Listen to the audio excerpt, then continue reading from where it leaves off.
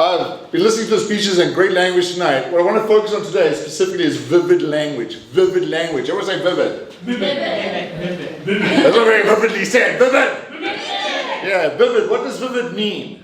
Vivid means vivid. Vivid means to give you a very, very clear image of something, right? So when you're reading a book or you're listening to a speech, you want those pictures to form in your mind so that you can see them and that you can just see those. When I read a book, I like to actually see the movie going on in my head. Right, that's what vivid means. It's kind of giving you the image, right? And there were really good examples of that. We started with Clara's speech, the way she described her father with a couple of adjectives, right? The adjectives she used were adventurous, serious, poker face. Whenever I hear poker face, you know what image jumps into my mind? Lady Gaga, yeah. You know, that's vividness. Oh, she's very vivid. But you know, Ray also used a very vivid word to describe his parents, because when he was born, his parents were joyful because they always wanted a boy. So these kinds of words, they really give us a picture of the people. Clara described herself as where's the word she used? Efficient, responsible. And she used another fantastic phrase. Honesty is my middle name. So whenever she tells you something is dependable, right? But do you see how these words are very, very vivid? They create really graphic pictures of the people in your mind. And so I encourage you to continue to use a language like that. There are other areas where, who said that? I can't remember who said that. Yeah, but Anna said this. Yeah, so she used this phrase like a little bit too high. Her body fat was a little bit too high. You don't look fat at all. But she said, my body fat was a little bit too high. But just that little addition of the adverb, like a little bit, just a little bit, like could be a really high, a little bit high. It gives us a clear, vivid image of what her health examination was, right? You know, I like to say just, I'm a little bit stupid, not very stupid, okay? Yeah, but that's very good, right? She also used an expression like the habit of, and she made that very, very vivid for all of us when she spoke about make exercise a habit or develop a habit of exercise. So this is really encouraging language, putting verbs inside those phrases to create these vivid images for us. She also told us, I encourage all of you, and there's the powerful verb, encourage. I encourage you, like pushing us all, persuading us all to do something very, very vivid.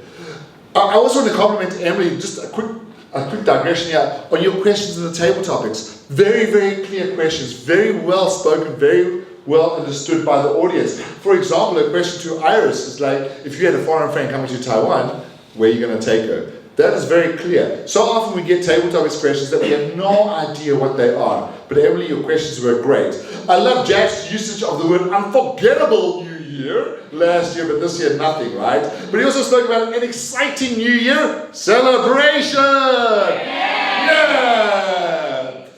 Once again, in Emily's topic, in her questions, she used some vivid language. She used like bizarre food, unique food, fine-tuned. So these are all very good words that Emily used. I like what Iris was saying. Some phrase that came out also was, Iris, I'm crazy about Taroko Gorge. That's a fantastic phrase. Like, what are you crazy about? I'm crazy about Toastmasters. I'm crazy about this club. All right? You know, and just some other areas which I think Ray used this phrase. It's a very, very good phrase, which is a very common phrase, but it's very powerful. It had an impact on both my mental well-being and my physical well-being, right? When you have meningitis, like this phrase, it had an impact on me. And the last area of being vivid I want to talk about is what Sally used in her evaluation, right? She was encouraging Ray to speak a little bit longer on the stage. And she used this phrase here, you own, you own, you own. You own the stage, you own the time, you own here. Now that is a form of speaking called anaphora. And anaphora is a very, very powerful technique to be very, very persuasive. It creates images, right? Like Winston Churchill, we will fight on the beaches, we shall fight in the air, we shall fight in the streets, but we will never surrender. Or Martin Luther King, I had a dream, blah, blah, blah, blah. I had a dream, blah, blah, blah, blah. I had a dream, and we all remember the speech. Or how about Obama? Yes, we can. Blah, blah, blah, blah, blah. Yes, we can. Blah, blah, blah, blah, blah. Yes, we can. Anaphora, right? So these are examples of anaphora. And if you look at all the great speeches in the world, they all use these kinds of language structures. We call them rhetorical devices to actually create vivid images and vivid power in the speech. That's called anaphora. So I encourage you to look it up, put in your speech, add vivid language, be dynamic, and you'll have great speeches. Let's go.